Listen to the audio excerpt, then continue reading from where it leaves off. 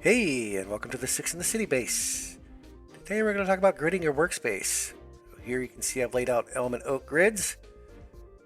In conjunction with lasers, that can certainly help line up other builds, but we're talking about the work surface. So let's go get a straw. The main reason I did it on this base is that initially I used shabby sawmills for the roads right here, and as you can see in this old video I shot, there's lots of dips and gaps and shabbies. And right, I even fell through, so you can lose a lot of wood. You know, it's not so bad here. I've swapped them out for Sawmax 1s, so the gap is much less. But I have a good surface to work on.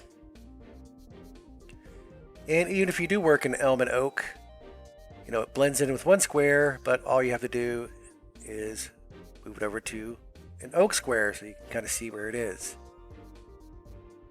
And this has been great. It gives you a nice stable work surface, and you can see all your straws as you work on them. So let's put these all back. And I just find it very nice to have a nice stable platform and work surface when you're building. It gives you a good starting point. Now up here I was using white in the white roof here, and I was using white to build the skyscraper higher, and I kept losing it in the roof. So I just brought up a couple large floors, and that gave me a work surface to chop the white and fill BPs on. So you can do this anywhere. Now back in the studio when I initially did this, I mean, I do like checkerboards, but I don't build animals out of oak or elm usually just a couple pieces. So this has been great with this grid. It looks nice, and I did a lot of oak and elm. But again, every other straw you pull out here, because I do build on the studio, I have to prep the builds for the vids. And so this has been great. I don't lose wood. Now up front, I did Main Street this way, mainly because I was using oak and elm for the storage, because I wanted to show people, you know, how good it looks.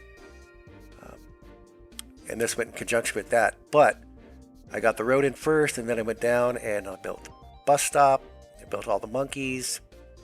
I built Big Mo. And again, this gave me a nice stable work surface to use.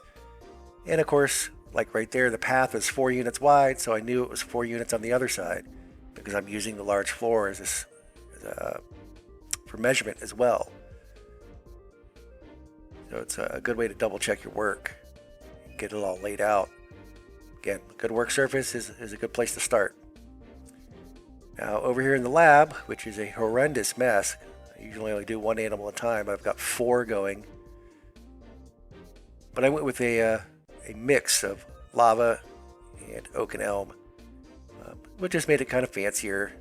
And sometimes when I use lava, it gets a little tough, but you just put it on the oak and elm. But again, it's a variation of colors. And now here in the new studios, I've decided to go with full counters. I will not be building in counters, animals or other things, so the wood is never going to blend in with this. Big thanks to Daily Dose of Lumber for once again asking me to host a toot, and those come out every Friday. For me, I find a good work surface is a good starting point. Thank you so much, and we'll see you again next time.